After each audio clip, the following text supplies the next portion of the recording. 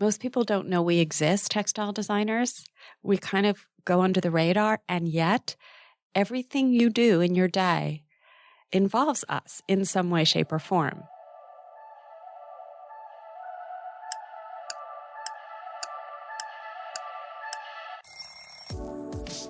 People go to work every single day. There's the 9-to-5ers, the work-from-homers, the doers, the dreamers, the list goes on. But what does it take day in and day out to succeed in these careers? This is the Experience a Day in the Life podcast. We're your hosts, Krista Bowe and Matt Poe. The concept is simple. Each episode, we take you through a day in the life of a different job, hour by hour. We call this an ADITL, spelled ADITL, which stands for A Day in the Life.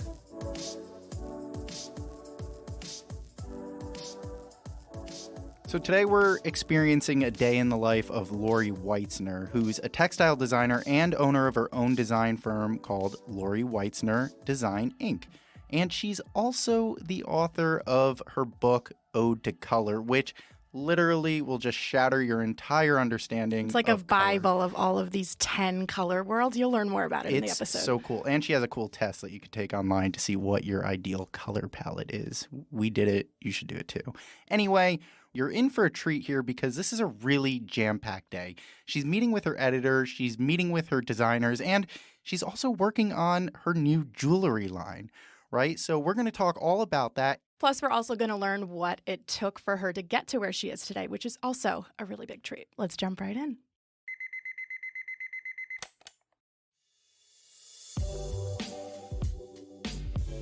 So it's 7:40 on a Monday morning in New York City, and as soon as she woke up, like most days, Lori checked her phone, which she admits is not her favorite habit. As the rest of her family was also getting ready for the day, Lori whipped up her signature morning drink with fresh pineapple, apple juice, freshly grated turmeric, and ginger. While sipping that, she heard the doorbell ring. Time for her Glam Squad appointment. Every week, she pencils in a professional blowout to help her feel fabulous for the week ahead. So let's meet this fabulous Lori and learn more about what she does and how she got started. My name is Lori Weitzner. My company is Lori Weitzner Design Inc. And I guess my title would be founder and principal and creative director. The company is all about design for the home, mainly textiles, wall coverings, other kinds of products, rugs, dinnerware, even cards. Could you give us a synopsis of who your most common customer is? Yes, they're twofold. So interior designers and architects, for sure, are very important customers, clients, we would say to me. They buy our fabrics and wall coverings and rugs and so forth and use them for interiors for homes as well as hotels and stores and other areas. But because I'm diversified in the type of design I do, I also have the end user who just wants to put some pretty things in their home, who isn't necessarily an interior designer or architect. And I also have, because I do these line of cards, people who just want to buy cards to send to people for different occasions, and even jewelry, which I've just started to design. That's my latest venture. And I just actually want to take a step back here and get your take on this. How do you define textile design for listeners who might not conceptualize it? I'm so glad you asked this question. Most people don't know we exist, textile designers. We kind of go under the radar, and yet everything you do in your day involves us in some way, shape, or form. The patterns on the flooring that you're walking on or the carpet that you're walking on, the tie you might put on in the morning, the towels you use, the bedding you sleep on, all of these are textiles that have to be produced and designed by people. And that's us.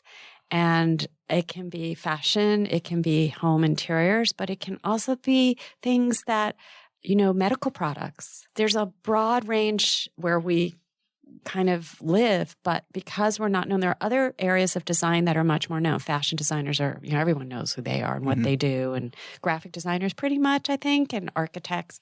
But textile designer, a lot of people say like, oh, and what does that really actually mean? Now, I didn't know what textile design was or that it existed when I was in school. Mm-hmm.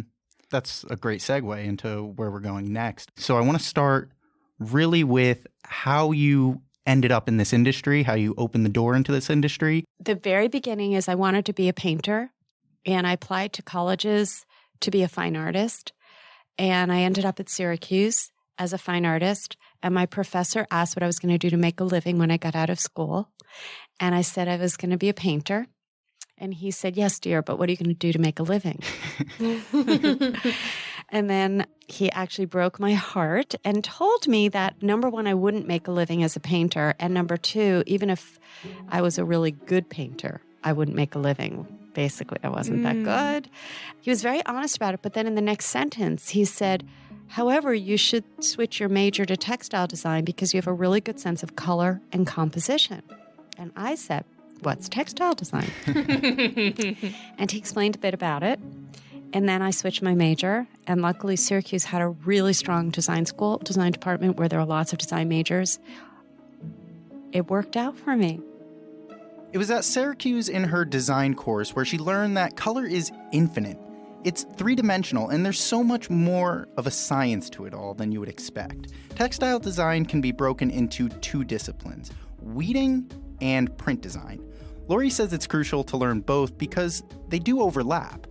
An example of an overlap is the concept of a repeat, which is pretty self-explanatory. It's when a design or a pattern on a textile repeats. Lori said the best designs are the ones where you don't actually notice that repeat right when you're looking at it. It's more subtle. More on that a little later, but let's get back into the day. We're at 10 a.m. on this day, and Lori met with an editor at Architectural Digest. They meet on a frequent basis to catch up and exchange ideas/updates on current projects. At this meeting, they discussed a big upcoming show in Paris. Can you talk a little more broadly about your relationship as a designer, as a creative with publications? Like, is it that important to you, or are you more just about the pride in your work and like... It's very important to me because from the business hat, it's important because I'm trying to build my brand and brand awareness, and I need the press to do that. Does it mean that if I don't get press, the things we're creating aren't good? Not at all. Not at all. But it's very important that I have these relationships, but I also learn so much from them. They're really great people. I love the discussions back and forth. So it's not just about like, oh, I want to meet with this editor because I hope that editor writes about my collection. It's not, it used to be like that in the beginning because I wanted to like build, but now it's just more about this wonderful exchange of ideas and learning what else they're writing about and why is that relevant now? And it helps me make sometimes business decisions based on the things they're writing about. Our industry is very much changing very quickly, and they're at the cusp of it. I'm not. I'm in the white box sanctuary. So I need to learn more, and not everything anymore gets written. I mean, they're going, there's a lot of turmoil in print publication, which used to be the go-to for design. What are they writing about online? What about the business of design? So it's very important for so many reasons, but I have to just say they're such nice people too. They're really great people. It's now 11 a.m. Lori was on her way back to her White Box Sanctuary studio where a master's student from Jefferson University's textile design program was waiting for her. She likes to take the time to help the younger generation because if it wasn't for her mentors throughout her career, she might not be where she is today. But first, set the scene. Tell us about the White Box Sanctuary. It's not a big space, but it's a very calming space to contrast the urban concrete environment that we live and breathe in, which I love. It's dynamic and there's nothing better than New York City. But as a designer, I wanted to always have this creative tank. And part of having that creative tank is the job description, but it's also the space and what it looks like. It's all white. The floors are also white. Because we work with color all day long, it's the best way to analyze color. There's music playing. You can wear what you want most times. We have a lot of pinboard up. We put up things that are inspiring to us. And then we have a lot of surface tables to do our art. What's really important to me in this business that I created is that the people who work for me can do their art. And textile design is a commercial art field, which I think is closest to fine art because you can still paint and draw patterns with your hands. We use the computer when we need to, but we do things with it. We get our hands dirty. And I love that. So when people interview with me for a job and they don't bring anything that's hand done, I say, come back with hand things. Ooh. Wow. Mm-hmm. And we have flat files, tons of flat files, and in them are filled with artwork that we work on and keep and look at. And then we also have a sewing machine to make prototypes of stuff. Sometimes we have fun, even sewing paper. And then we have these color drawers, which is my favorite thing. And there are, I think, 16 right now. They need to be organized again, but they're by colors, not just blue, green, red, but like, the warms, the cools. And they're out all the time. We're working with those. So it's a very casual space, but I think it's a nice space. Back to the student waiting in her studio. The student was Lori's former intern, and now, in her last semester of school, Lori was advising her on her final project. She visited the studio to share her progress with Lori and get some feedback on how she can improve. The product was magnificent. It was spectacular. But she needed to pull together the concept so that the fabrics weren't just pretty or interesting or beautiful, but that they made sense in a story. Because when you're doing a thesis, it's not just another nice design. You need to have a whole reason for it. And she had a concept, and it was about these 3 emotions and how the textiles reflected that emotion. And I really loved that. And I felt like 2 did, but the 3rd didn't. And she's from another country in Asia, and she came here not knowing anybody. So we started to talk about that a little bit and what emotions came up for her coming here. The first one was like bewilderment. And then the second one was sort of figuring it out. And then the third one was joy. And I said, that's your thesis. Mm-hmm. And your textiles now reflect coming to America. Wow. Okay. She totally got it. She was so excited, and she now knew what to do. So I didn't do much, but just sometimes it's just that little thing that will make all the difference. So you're advising this student, and you're at the point of your career where you're the mentor, but how does a young person, especially in this industry specifically, find a mentor? Be open. Sometimes it just comes to you. It's like the divine intervention type of idea. Mm-hmm. But if you're not open, you won't even see it. So you need to be open. You need to be aware that it's something that you should have in some way, shape, or form. And then see what happens. But if you are in touch enough with your strengths and weaknesses, then you could start to specifically look for someone that could help in that particular area. And you have to be open for it in any way it comes in. Like you may think, well, it needs to be someone from the industry. But then there was my cousin Stuart, who knew nothing about design, who helped me more than anyone in design, run my business. So it's not always the way you think. Lori's career took plenty of twists and turns, with tons of people guiding her along the way. The first happened right after graduation, where she left her first job designing traditional tiny flowers for a large bedding company to be more creative and venture out on her own. Much to her parents' dismay, her entrepreneurial spirit couldn't be smothered. They were like, you're leaving a good job with a good salary, you can afford your own apartment, you have health insurance, and you don't even have another job. And I had decided that I was going to freelance and try and sell the designs that were me and find the market for it. And if I was unsuccessful, I was going to give myself 2 years, I would go back to trying to be a fine artist on the side and go to law school. You went abroad for that? I did. That's the story I heard. I found out, so I have my portfolio of designs. They call them croquis in our world, and you can sell them to bedding companies who need them, or wrapping paper companies, or textile companies, and they buy them and then they take them and they do something with them. So I went to all the companies I knew in New York, here where I live, and I will tell you that no one would buy my designs here. They all said, oh, these are very nice, but they're too contemporary for us. You should go to Europe because the market there is more contemporary. And so someone told me about a trade show in Europe. And when you're young and you don't think too much and you're not so boggled down with what people tell you should or shouldn't do, even your parents, I thought, well, I'll go to Europe. What the heck? I had savings. And there was a trade show in France, in Lille, France, called Indigo.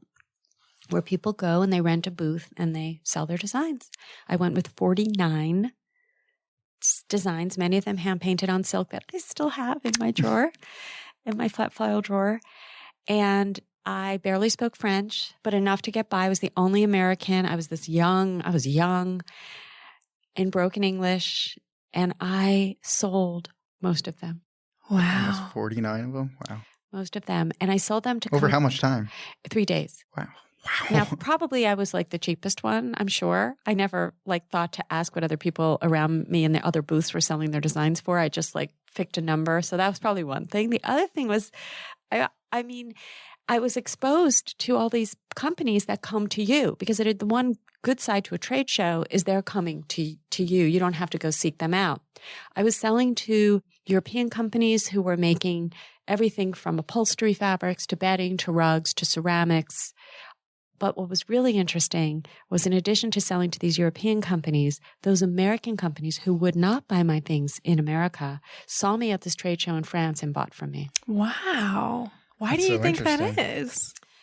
I was in France. Yeah. I don't know. All of a sudden, I became something more, maybe we should take her into consideration. And also my design aesthetic, I say contemporary. When they said more contemporary than what was going on in the American market, it was. But it wasn't avant-garde, and the market was starting to opening up a bit more. And in those days, America really followed Europe. But it was really exciting. And I honestly had just broken up with my boyfriend. There was no reason to go back home. So I stayed. And a lot of wonderful things happened along the way where people offered me places to stay. And there was one point where I was staying in an apartment in Italy, and I took my portfolio out every day because I was creating more and more designs, and I was selling them to companies there like Missoni. And then once you sell to a name like that, you can call other people and say, yes, I'd like to show you my designs. I've been selling to companies like Missoni. Oh, okay, we'll see you. Right. So I spent quite a bit of time there. Probably in total it was a year, almost 9 months. And I got homesick. That was the thing that brought me back. So I came back to New York and I set up shop as a freelancer. I was making enough money to work out of my apartment that I could pay for and not ask my parents to help me with. But I went back and did that show and another show like it in Germany for 15 years. Wow. Yeah. And that's where you made most of your business at that point? A lot of business and a lot of contacts, because then I would follow up with them during the year and not just see them once a year. And one very important client from Switzerland who had a bedding company, who still does, called Schlossberg, a beautiful bedding company. He asked me if I wanted to come to Switzerland and work. And every year for 15 years, I went and worked for 6 weeks in Switzerland for their company. So there were so many things that were serendipitous that happened, such good fortune. And I like to say a lot of luck. And some people say, oh, but it's talent too. And I'm like, yes, of course, it's talent. But it's luck, and it's also taking chances to just go for it. And honestly, I was so young that taking risk, I didn't think about it so much. But now, I probably would have thought about it too much and maybe not done those things. So when you're younger, I don't know if this applies to everybody, but I think you take chances more easily. You said you were a freelancer, or you felt like a freelancer. When did you hit that transition where it stopped feeling like freelance and more like a business? Great question. So I'm working out of my apartment, selling designs where I can. And when you sell designs, they're gone. You get a price for them that you need to pay your rent, and that's great. But then you have no control over them or what happens to them. And if they're successful, you don't benefit from that either. So I learned about licensing, and a lot of the bigger, let's say, profile celebrities license. You see their name on something and you know that they're getting a percentage of the sales of that product. And I thought, I want to do that in my industry, in my world. I should. That should be. So I had to transition. The hardest is the first one, that someone takes a chance on you. So that happened in Switzerland. So I'm always grateful for that, because then you can go to the next person and say, well, I no longer sell designs outright. I license my designs. And I certainly had help along the way from mentors of mine. My cousin, who was a brilliant business guy, was helping me. I had a lot of support and help, but I then decided I need to look at this as a business and not just me as a designer. The next step had to be to get out of my apartment. As her first quote-unquote studio, Lori rented a desk for $300 from an established design firm, which even today, that's a great way to get started. At the time, she described it as feeling very transient and temporary, but it was a good starting point. Then came the white box sanctuary. This brings us to noon. Lori had a meeting with one of her designers, Jess, to review some of the custom fabrics for a project for a large hotel chain. This is one of the largest orders they've ever received, which means there's a lot of back and forth with the client and with the mills to make sure the design is perfect. To put into perspective the cycle of a project like this, the hotel is the client, and the mills are vital partners in executing the design, aka providing the fabric to then print the design Lori and her team works on to deliver a beautiful piece. Again, lots of back and forth, but at least the clients are willing to work with her. She's had experiences where clients in this space would straight up copy her designs. What are the feelings surrounding in that moment? Devastating. I walked into a hotel and my wall covering was all over the place and it wasn't mine. Wow. And it was a big name hotel and I was there, staying there as a guest. And then another time, a huge hotel had bought 200 yards of a very beautiful fabric of mine that was quite expensive. And they call it a mock-up room. It's when they do a mock-up, and then once they approve it, but we never heard back again. So we figured it didn't work out. But then I went and stayed in that hotel like 2 years later, and it was my pattern everywhere, but it wasn't my fabric. This was a very, very cheap, slippery, like you could slip off the bed polyester. Wow. But it was my design. It was very upsetting. So how do you protect that? Meeting with big businesses like this, I'm sure it's an honor to even be considered. Is there some sort of contractual before you get into these meetings to protect that? It's tough because first of all, we copyright all our designs. So that's for sure. But even still, the idea of a lawsuit it's very difficult to do and it's expensive. Yeah. And the other challenge, and this is a tricky one, is some of these hotels give us business, but at the same time, they do that. And so you don't want to really mess up that apple cart. And that's the challenge of being in a high-end design business. It happens. I want to say again, there are companies that I have long relationships with where it never happens. Now, negotiating on selling your fabric to a buyer. I don't do that. You don't do that. But negotiating with the mill on how much they can produce for a certain price, right. Is that something that you do? So my partners in my fabric and wall covering company, their name is Pollock, and they have a president, Susan Whalen, who's terrific, and she will direct all of that. So I may go to the mill and say, look, we need it for this price, but Susan will tell me, look, Lori, in order to make this all work, here's what we need to do. So I'm not doing that. I may be the messenger, but that's about it. Could you walk us through the scale of how you judge quality of different fabrics? Sure. I mean, there's look and there's feel and there's performance and all of it matters. And when I talk about performance, I mean, like if it's an upholstery, it needs to last a while. So we have rub tests where we actually have a machine that rubs. And if it rubs 50,000 times and it doesn't break the surface of the yarn, it's a winner for contract use. 50,000 That's for contract use. Residential use, it doesn't matter. So there are things like that all matter. We also do a line of indoor-outdoor fabrics that are made from 100% solution dyed acrylic, which means it can be out in the pouring rain and it's fine. You can pour ketchup on it, red wine on it, fine. So sometimes people need that. So there's the performance factor. The aesthetic factor is that it's beautiful. In my mind, it's got to be beautiful. And the colors have to be balanced right. And the repeat has to look good. And the lines are just, and I do have a certain aesthetic kind of brand identity. It's somewhat general, hopefully, because you don't want to be too narrow. But it's sort of in this modern, romantic, organic kind of look. And then the third part is the hand. So I, of course, am a big fan of natural fibers. And sometimes they're perfect and sometimes they're too expensive or they don't drape as well. It's all part of the equation. Got it. Yeah. It's all part of the equation. But it's very interesting to see your mindset on how you judge quality. What feels, like what that. quality. Well, yeah. And another really big component of what we do is pay attention to environmental and sustainability.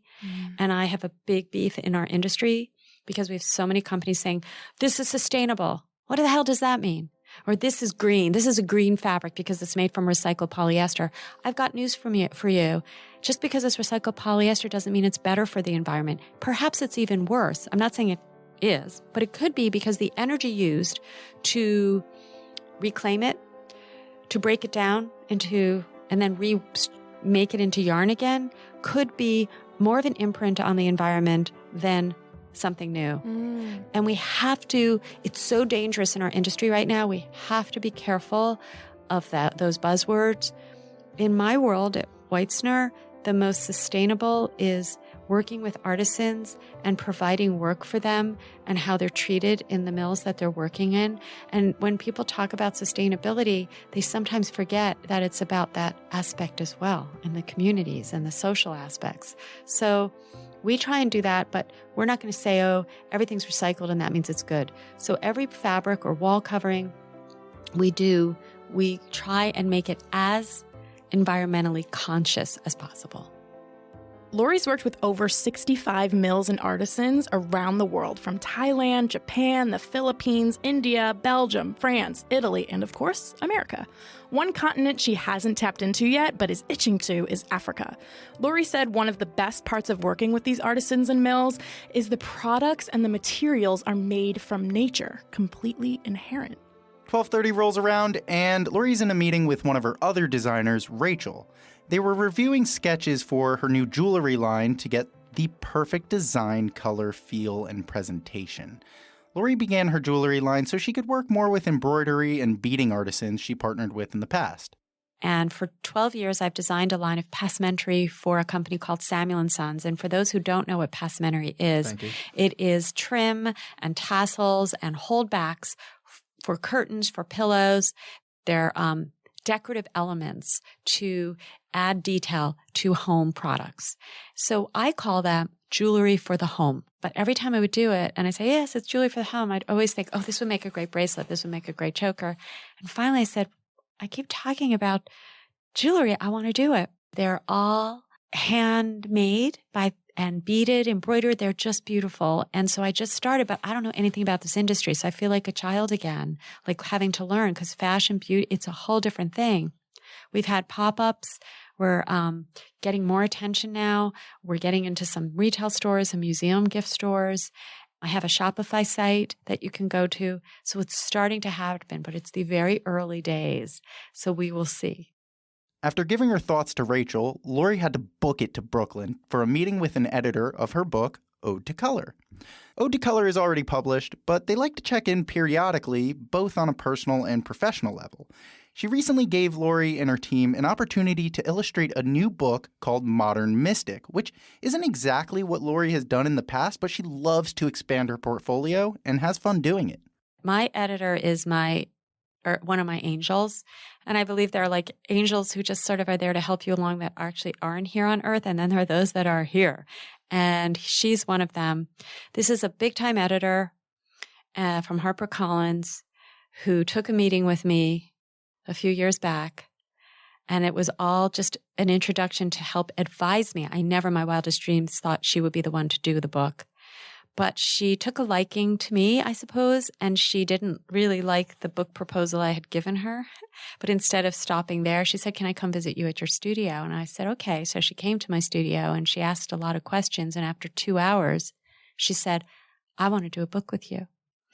But this is not the book that you're proposing.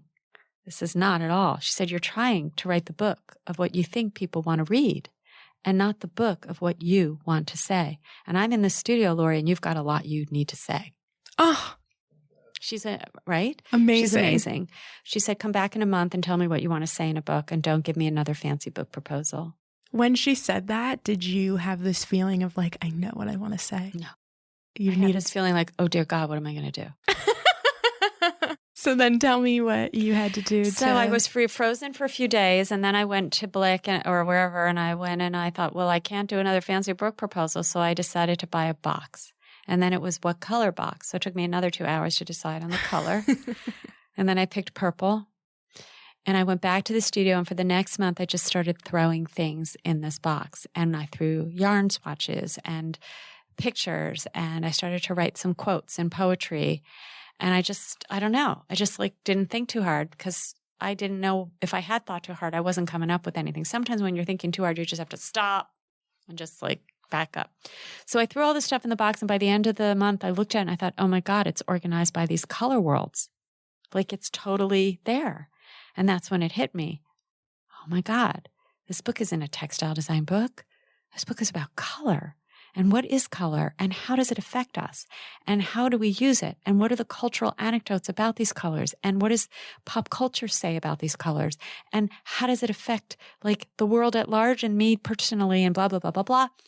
And I brought the box down to her and she said she'll look at it soon and get back to me. And 3 months went by and I didn't hear a thing from her. And I thought she hates it because it was like a personal diary. 2 more months go by. So I knew it was just like she hated it. And then all of a sudden I get this email that pops up on my iPhone, which I have blown up on my bulletin board at the office. And it says, hey, doll, want to write a book because we want to publish it, ! HarperCollins. That's so cool. So cool. The title of the book is Ode to Color, the 10 Essential Palettes for Living and Design. And each of the 10 chapters in the book presents, explains, and historically and personally contextualizes 10 color worlds. And those color worlds are Waterside, Silverlight, Garden Party, Night Shadows, Whisper, Earthly, At Ease, Out Loud, Alchemy, and Fragrant Woods. The idea is to immerse yourself in these color worlds and learn how color can affect your mood, memory, design, and culture. I want readers to take this book and look at it as a journey for themselves. So my main message here is find what works for you and what resonates for you and use color as a tool.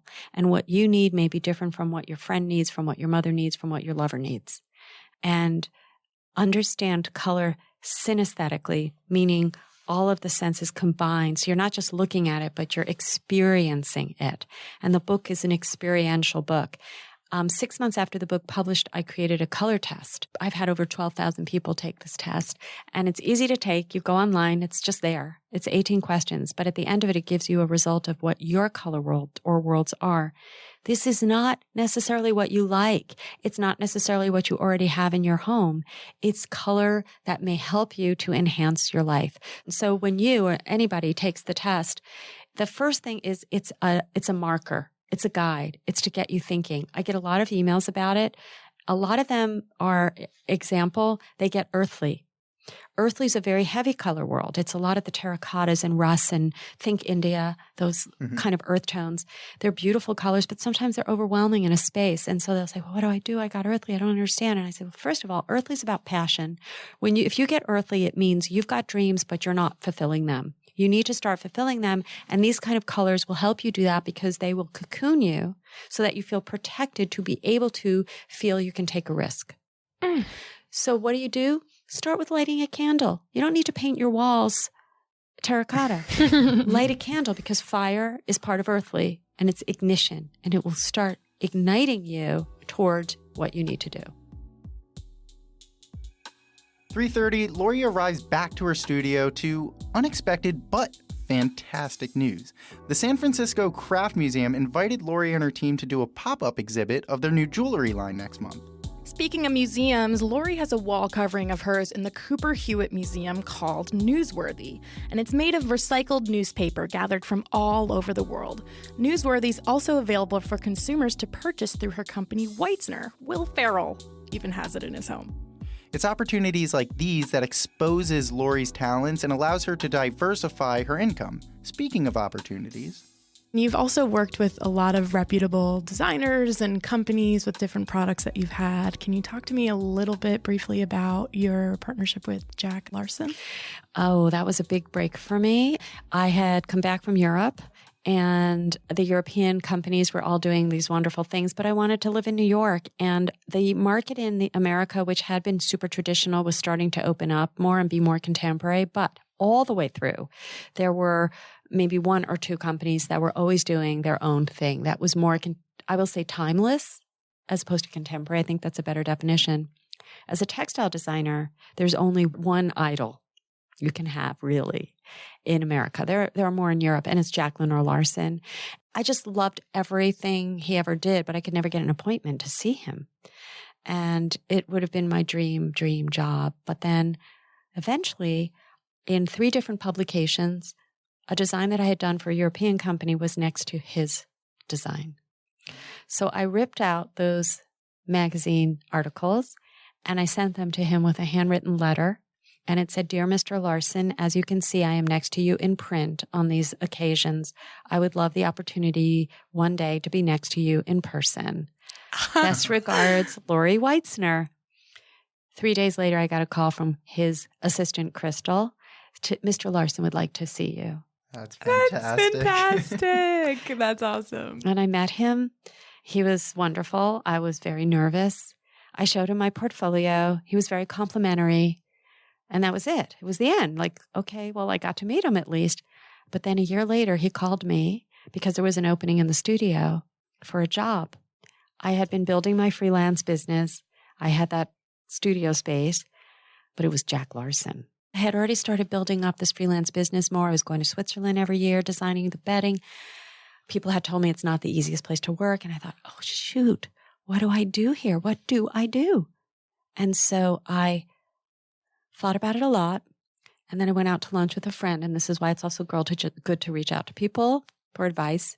And she said, "What do you want to do? Like if anything were possible, play that game with me for a minute. Not, what do you think is possible? But what would you want to do if anything were possible?" And I said, "Oh, I want to design collections for Jack Larson, but I don't want to work there full time because I want to keep my freelance business and I want my name on the collections," which is something that had never happened there before. "And I want ads and I want to travel the country promoting the collections with the trunk show. And I want," and that I just went off and she goes, "Go for it." So I went in there. And I'm so nervous. And when I'm nervous, my upper lip sweats. And I also talk and don't stop talking. And Jack Larson doesn't talk unless he has something to say. So he's silent, sitting behind this immaculate desk. He's actually chewing on a little fiber because all of us textile designers actually eat fiber every once in a while. I know that sounds crazy. So he's like chewing on a piece of silk. And I'm just like, blah, blah, blah, blah, blah, and I can do this for you. And blah, blah, blah, blah. And I just go on and on exactly how I did at lunch with my girlfriend. And he just looks at me. And I'm looking at him and I'm thinking, I have nothing else to say. And if I don't get a tissue from my... And he just says... It's going to fall into my mouth. It's going to fall into my mouth. He said, "That sounds fine, Lori." And that was it? That was it. That was it. Great. And for 6 years, I designed collections for him autonomously. I got my name on them next to his. I traveled the country with trunk shows, every collection, and launched and sold. I learned and worked with mills around the world, but not just industrial mills, but artisans, because that was Jack's passion. It was so amazing for me in so many ways. And was it difficult there sometimes? Sure. But I had also set up a situation where I wasn't there all the time. And I think it was a 3-day at Jack's studio and 2 days in my own studio. And it was wonderful. And then I started to make a little bit of money. So I could move up from a desk to a little bit of a bigger space. It all started to work. And it's all because of this one girlfriend at lunch saying to me, "What would you want to do if you could do anything?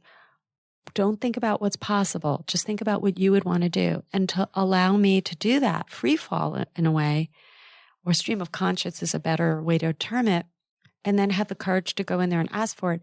Now, when I look back, and I write about this all in my book, if I hadn't done that, I wouldn't be here today with you.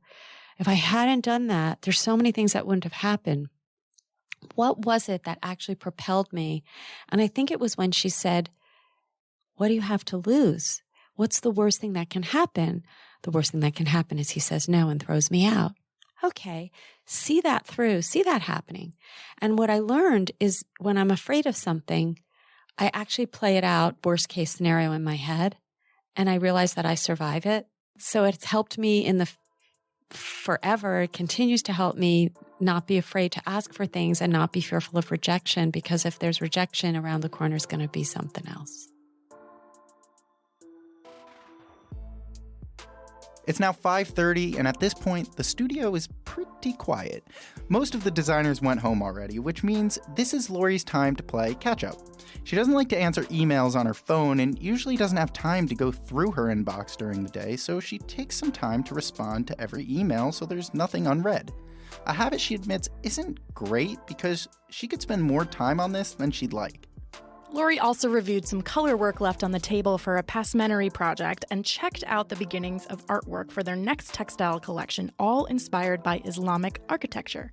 As creative director for Weitzner, the textile wall covering company she sold, she works on collections twice a year, each centered around a different theme. Otherwise, it's just too open-ended. We know we need some velvets. We know we need some prints or whatever, but then we need to fit it into a concept that resonates with people, that makes sense, where we can tell the story. Similarly to your student. Exactly. We throw around ideas. Sometimes they're inspired by nature or, we've had so many concepts in the past that we've utilized. Sometimes it's more abstract, like music as inspiration. Sometimes it's very specific, like Byzantine architecture.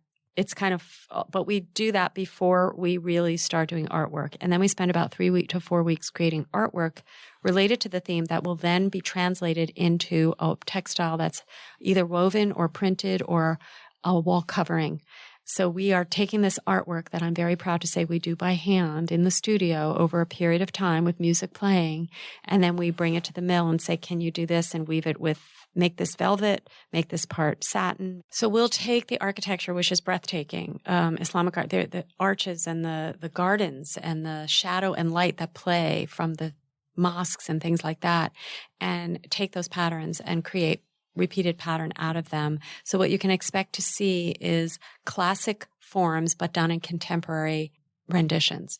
We never do anything too traditional for Weitzner, but we like to be inspired by traditional things. So we can take the tiles. I mean, the Islamic tiles are magnificent, but then we'll do it like in a loose hand, or we'll weave it where it's eroded.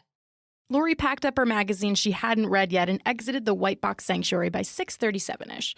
She's home shortly after to spend time with her husband and children. Without her husband's presence as a father and his support of her endeavors, Lori definitely wouldn't be where she is today, she admitted. For aspiring textile designers, what is your biggest piece of advice for those said people? If you have a style, and not everyone does, if you have a style, pursue it and push it as much as you can to find the way that fits your style. Put yourself in the box if you're comfortable in the box, and that's what you do, and that's what you do well. There's nothing wrong with that. If I could paint gouache flatly like my teacher wanted me to, and if I could do those traditional paintings the way my teacher at Syracuse wanted me to, instead of the hand-painted silk, which I loved, which he didn't think was good, then I probably would have been a different type of textile designer. I couldn't, so I found my way. There's no right or wrong, but don't sell yourself short if you have a voice that's personal, that you think has validity. Get it out there. And the other thing I'd like to say for the fine artists out there who might be listening, that if you need to make a living and you're not quite making it as a fine artist, textile design is not a bad way to go. Where can people follow you, get in touch with you? Yes. Just in your voice. Thank you. My Instagram handle is Lori Weitzner, and Facebook is Lori Weitzner Design. And my studio is Lori Weitzner Design Inc. And my book is Ode to Color. And if you want to take the color test, it's just Lori Weitzner Ode to Color. So you just experienced a day in the life of Lori Weitzner. Check out the show notes that has all the pictures and links and everything we discussed in this episode at aditl.jobs. That's aditl.jobs. If you like this episode, please take some time to rate, review, subscribe, and share with a friend. Also, find us on Instagram at A Couple With a Podcast and DM us what job and career you want to experience next.